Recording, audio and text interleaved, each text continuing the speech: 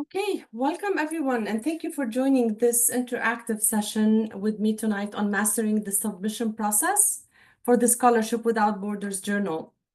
Whether you are a faculty member, student, alum, or staff, this training will equip you with the tools and confidence to submit a strong manuscript. This session is being recorded for sure. You will have the recording afterwards, and whoever people who were willing to attend. A couple reached out to me and they were not able to. They will also get the recording. So before we dive in, I would like to take a moment to introduce the Center for Global Partnerships and Learning at Pepperdine GACP under the leadership of Dr. Gabriela Miramontes. The center is dedicated to empowering new leaders and scholars through innovative programs, scholarly resources, and hands-on support. And as a driving force behind the Scholarship Without Borders Journal, the center plays a key role in fostering research that creates meaningful impact in academia and beyond. As for myself, I'm Lina Safa, the manager of the center, and I also serve as the managing editor of the Scholarship Without Borders Journal. In my role, I help oversee the journal's operations, ensuring that submissions align with the highest academic standards. My goal tonight is to guide you through the submission process so you can confidently share your research with the scholarly community. And tonight's training is more of a demo to walk you through the submission process. It's a shortcut. It's a short process and a straightforward actually process. So let's get started. In tonight's session, we will go step by step through the submission process to make sure you are fully equipped to submit a successful manuscript to the Scholarship Without Borders Journal. First, we will explore the journal scope and submission criteria so you can determine whether your research is a good fit. And next, we will review manuscript formatting guidelines, including structural requirements, to help you prepare a polished submission. We will then discuss the peer review process, outlining what to expect after submission and how to respond to feedback from reviewers effectively. Following that, we'll walk you through the online submission process, demonstrating each step so you feel confident navigating the system. And finally, we will cover best practices to ensure your manuscript meets the highest scholarly standards. It's also important to mention that at the journal, our goal is to help authors refine and enhance their research through constructive feedback and revisions. While every submission undergoes a rigorous peer review process, we work closely with authors to make sure a strong and well-developed research reaches publication. That's the main goal. So the journal's mission is to advance academic excellence and leadership scholarship. We provide a platform for high-quality, peer-reviewed research that contributes to important discussions in leadership, education, and related fields.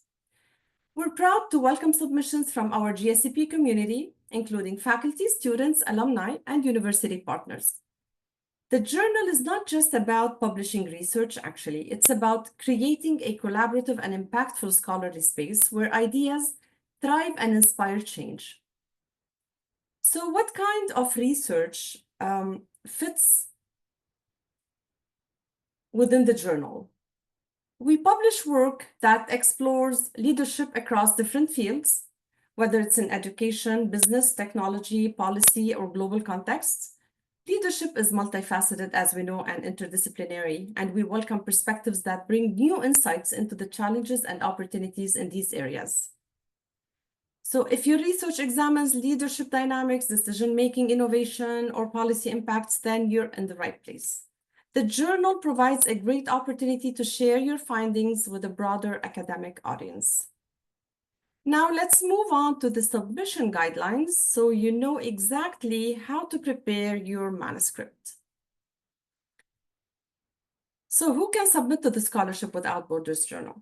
We welcome contributions from faculty, students, and alumni at GSCP, as well as our university partners who are conducting relevant research. One important requirement is that all submissions must be original and unpublished. This means your work should not have been published elsewhere or is currently under review at another journal. It has to be new. We value fresh, innovative ideas that contribute to academic discussions on leadership and interdisciplinary research. What types of research do we accept? We publish a wide range of research, including empirical studies, whether they are quantitative, qualitative, or mixed methods. We also welcome theoretical and conceptual papers that contribute to leadership theories and frameworks. In addition, we encourage policy analysis and case studies as well, and those that explore real-world leadership challenges and solutions. So next, let's explore how to properly prepare your manuscript for submission. When preparing your manuscript, it's important to follow both APA 7th edition formatting and the journal-specific guidelines. So while APA style is required for citations and references at the journal itself also has specific formatting requirements that may differ from standard APA rules. For example, all manuscripts should be single-spaced rather than the double spacing typically required by APA. Also, we require 1.5-inch margins on all sides to ensure proper formatting for publication. Other elements, and we know APA requires one inch margin. Other elements such as the title page, abstract, page numbers should not be included. Our editorial team will add these as part of the final manuscript preparation. Another key requirement is that figures and tables must be high resolution and embedded within the text rather than placed at the end of the document. This ensures that your research is presented in a clear and visually structured format. By following these guidelines, you will help streamline the editorial process and improve the clarity and readability of your submission. So now let's move on to the submission process itself. Understanding the review process is crucial. It's very important. Once you submit your manuscript, the manuscript undergoes an initial review by our editorial team for sure, where we check if it fits the journal scope and adherence to formatting guidelines. If your submission meets these criteria, it moves forward to the double-blind review process, where neither you nor the reviewers know each other's identities. So this also ensures fairness, academic integrity, and constructive feedback. The reviewers will then provide feedback on the manuscript, and based on the feedback and the recommendations, your manuscript will receive one decision, either accepted, revision required, or rejected. However, the scholarship at the Scholarship Without Borders journal, our goal is not to reject submissions outright, honestly, but rather to guide authors in strengthening their work more. It is very rare that we reject the submission. We always provide feedback, constructive feedback. Most submissions will require some level of revision to enhance clarity, structure, and contribution to the field. One very important point also to keep in mind is the timely response to editorial and reviewer feedback. While we're committed to supporting you through the process, it's ultimately your responsibility to revise and resubmit your manuscript within the given deadline. So, because if revisions are not submitted on time, your manuscript may not be included in the current issue, which could delay the publication process or the publication of your manuscript specifically. So please keep in mind that by actively engaging with the feedback, addressing the required revisions, and resubmitting promptly, you increase your chances of a successful and timely publication. And now let's walk you through the submission steps and process. So let's go through the submission portal together. Hopefully share the screen. Please let me know if you still see my screen here. Still see my screen, right? Do you Yes, we see? do. Perfect. The main portal of Pepperdine Digital Commons, the main page of the Scholarship Without Borders journal. So you go on, you click on submit. Oops, okay, bad request. Let's go. me open another page. Okay. Okay. Click on Submit Article and you get this page. So the submission process is a straightforward process. It consists of 4 main steps. You read and accept the article for sure, or the submission agreement. Provide information about yourself and any co-authors, and you upload your article and related items. Yeah. So I see the question. I have the hyperlinks in. I have them all in the slides, and you will get the slides, but I will also share it for sure. Let me have the link in the chat right now so I don't forget. Thank you. At the end also there is a resources slide, a slide where you have all the links and the resources, including everything that has to do with the journal resources and the relevant stuff. Thank you. Sure.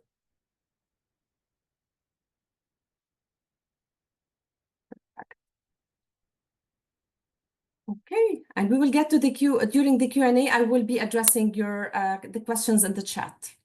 Please bear with me because I'm alone here tonight.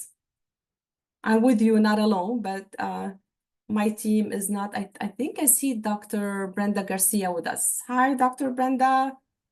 How are you, Dr. Safa? Good to see you. Okay, so Pleasure to be here. So please, before you submit your article, make sure you have the article title ready, the abstract, which is separate from the submission itself.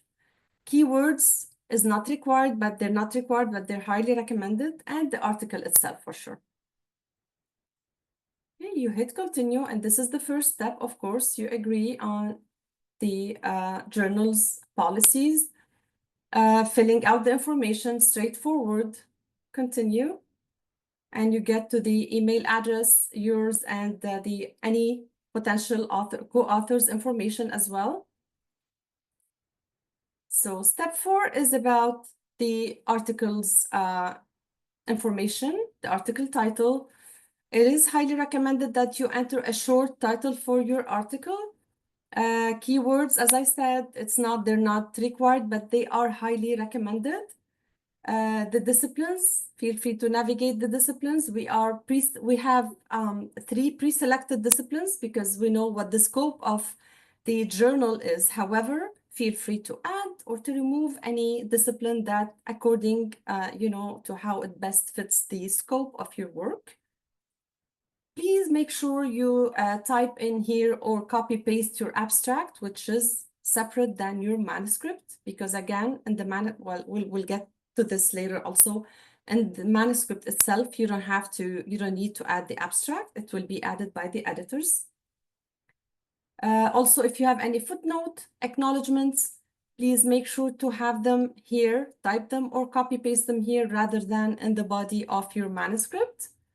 You upload your file from the computer or upload your submission.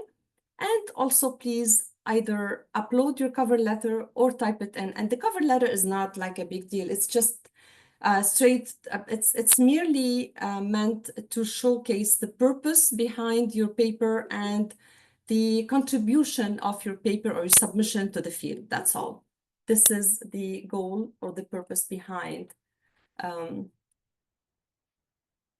the cover letter. Let me make sure you're seeing my screen again. Perfect. You all can see the slides now, right? Yes. Mm-hmm. Thank you so much. Okay, so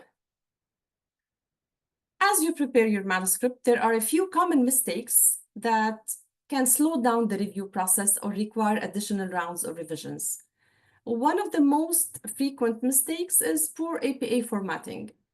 We can all, when it comes to APA, it's a little bit tedious, and no matter how advanced we are in research, we keep making mistakes, including myself, so it's common. But it's crucial to follow the APA 7th edition guidelines precisely as much as you can. Another issue is exceeding the 20-page limit. which can delay also the review process and may require adjustments before being sent for peer review. Also, including personal identifiers in the manuscript. It is a violation of the double-blind review process. So please be sure to remove any author names or affiliations before you submit your paper. And beyond formatting, careful proofreading is essential. Submitting manuscript with typos, inconsistencies, or unclear arguments can weaken the overall impact of your research. Please take the time to thoroughly review your work before submission to ensure a smoother process and a stronger final publication.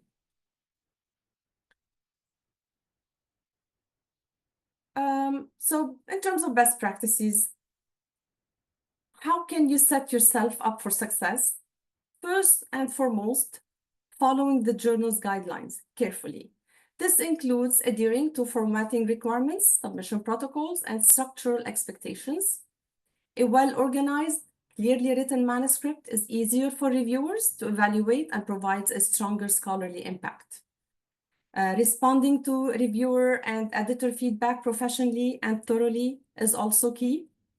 And keep in mind that feedback is meant to help strengthen your work, and making thoughtful revisions will truly improve your chances of publication. In addition, using high-quality references and data adds credibility and rigor to your research, because always remember, you are publishing in the Scholarship Without Borders journal, you're getting the feedback, you're getting that constructive feedback, you're strengthening your scholarly muscles in order to publish elsewhere also.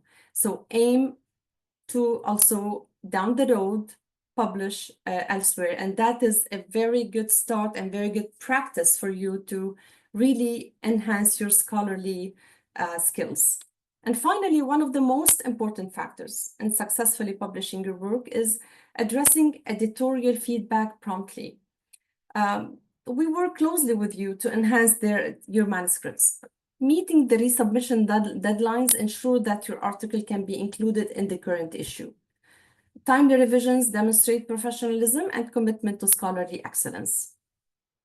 So really following these practices and avoiding common pitfalls sets you up for a smooth submission process and a greater likelihood for publication. Now let's move on to the final steps and resources available to support you and to answer the question in the chat. To address it actually.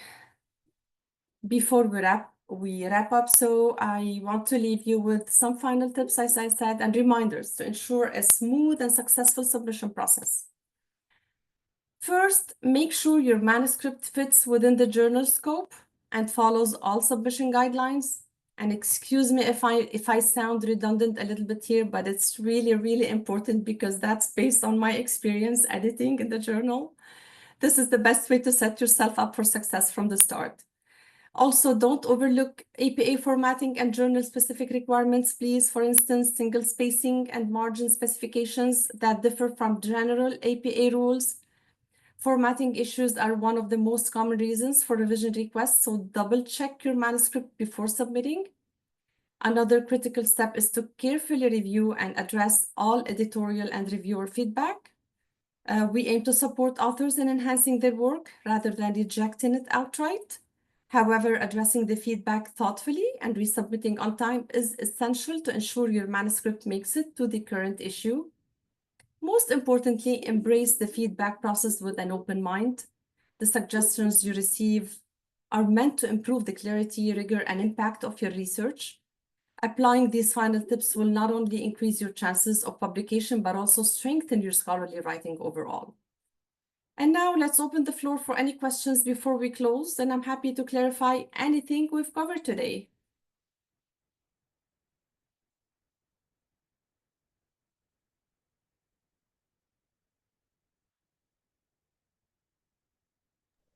I'm happy to answer any question, and let me check the chat.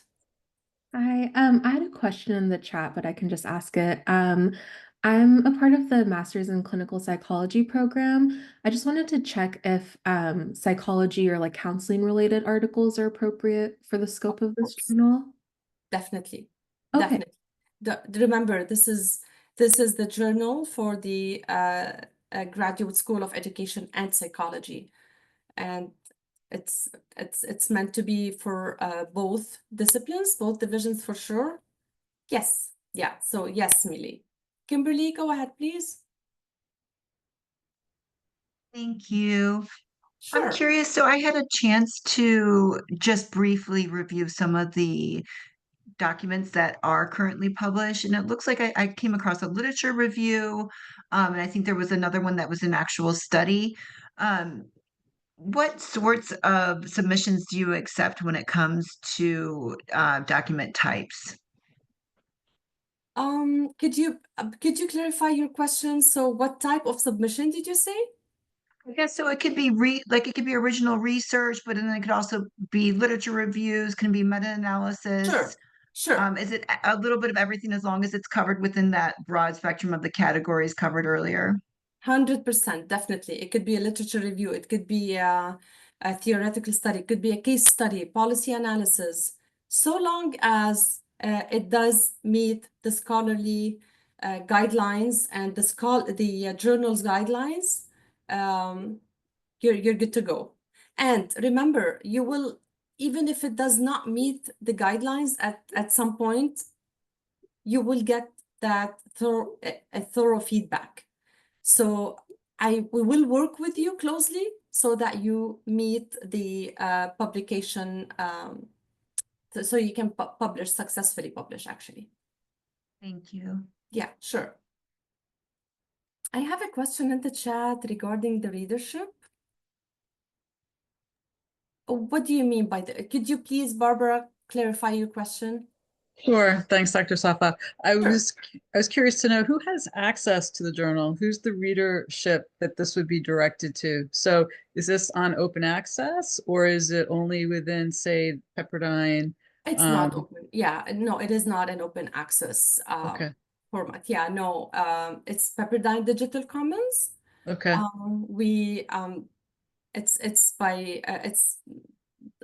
It's typically Pepperdine internal journal. It is not an open access journal. Okay. Thank you for clarifying. Sure. So, Yeah. Dr. Didi, Safa, please. yeah, my question is, so it's not a printed, it's not going to be printed, it's going to be digital, online only, right? Right, that's a digital journal for sure. It does get published online, and it's publicly published for sure. It is not an open access journal, but it's publicly published, and you will get a DOI. Yeah. Okay, but not printed. That's what I meant. No, no, Okay. no. And one more question. Is there a deadline for submission? So we publish twice a year, in the spring and in the fall and spring terms, in both terms. So for the deadline, I highly encourage submission as soon as possible, so that because remember, that's a blind, double-blind review process, peer review process, sorry. And the peer review process takes up to 21 days, 21 days at least. So the reviewer has 21 days in order to submit the review report. And after getting the review report, the editor will have to also go through the manuscript and make sure and register the final decision, and then communicate with the author, the final decision with the author. And if there are any revisions that the author needs to make, all this process needs to be done before the publication deadline, and we have to publish the journal before the end of the semester. So you can only imagine how, long that process takes. So in order to make sure and ensure a high quality publication and publishing process, I highly recommend that you submit as soon as possible. Don't wait until towards the end of the term, because that may push the manuscript to be published during the next term, sorry. So Okay, do got you- it. Thank you. Sure. maybe if I can just though ask, is there a specific date, Dr. Safa? So if we know that the term ends the second week of April, I don't recall what it is. Yes. Are you saying that we should submit no later than March 1st? Like, I mean, it would just help to be a little I bit mean, if you, specific, I think. yeah, I mean, you can always submit anytime in March. Mhm. However, the later you submit, the higher the risk not to be able to be, not to be included in the, again, in the current issue. And the only reason for that is the review process, because we really cannot compromise the double-blind review process. It has to undergo this process for credibility and, its integrity. Mhm. So the closer, the better. The earlier, the better. Okay. Yeah. I'm just asking because there's a couple of other journals I'm trying to meet deadlines to. So that's why I'm asking if there's anything more specific, but I Yeah, understand I'll target March is probably if you the if you best. submit by the first week of, I would say the first week of March max. Okay. No That's later very than helpful. that, so that we can undergo the peer review process smoothly, successfully. Thank you. And Sure. and I'm sorry if you said this and I missed it, but who are the peer reviewers? Are they students that are currently in program, or are they Just part like of your staff?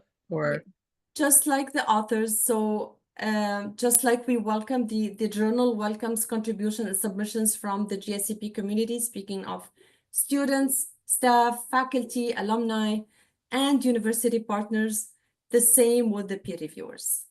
It is open to all this audience. And you are welcome also to serve as a peer reviewer and as an author, but you cannot review your own manuscript for sure. that's a shame. Okay, no, I'm just kidding. You will be surprised. Oh no, but that's great because I would like to be a reviewer. So if I go to the site, is there an opportunity for me to actually also volunteer, or is that a different process or a different place? It is not a different process. Well, it is a different process, sorry, but you can always reach out to me, please. This is my email Okay. address. Okay. Email me your information. Just all I need is your name, your email address, and I'll add you to the peer reviewer roster, and I'll get you started. Oh, perfect. Thank you. Sure. Thank you for willing to serve as a peer reviewer. We highly also encourage serving as peer reviewers, because as submitting to the journal, to the Scholarship Without Borders journal, really successfully submitting, you cannot imagine how good it is, how beneficial it is in terms of enhancing your scholarly skills and potential, but also serving as a peer reviewer. My whole research journey, and I don't want to say the research journey, but as an editor and peer reviewer, it started by serving as a peer reviewer at the journal, at the Scholarship Without journal, and elsewhere. Thank you very much. Yeah, it really equips you with great skills.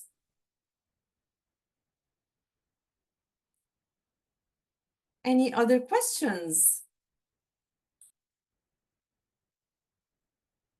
Okay, well, so as we wrap up this session, a heartfelt thank you to Dr. Asia Ghazi, who's not with us today, but for her incredible work in handling the media and logistics that made this session possible. We truly appreciate her contributions and support. I do have something in the chat. Let me check. Sure. Thank you all for being here. I would extend also my appreciation to the team at the Center for Global Partnerships and Learning under the leadership of Dr. Miramontes. Dr. Miramontes, if she hears me, she will be mad at me. I'm not pronouncing her name right. For the team's continuous support in fostering a collaborative space for scholarship and professional growth. Your hard work plays an essential role in making resources like the Scholarship Without Borders Journal a reality. So also thank you to each one of you. Thank you for taking the time to be here today on a Friday night. Your engagement and commitment to advancing scholarly work are what make this journal a thriving platform for knowledge and leadership.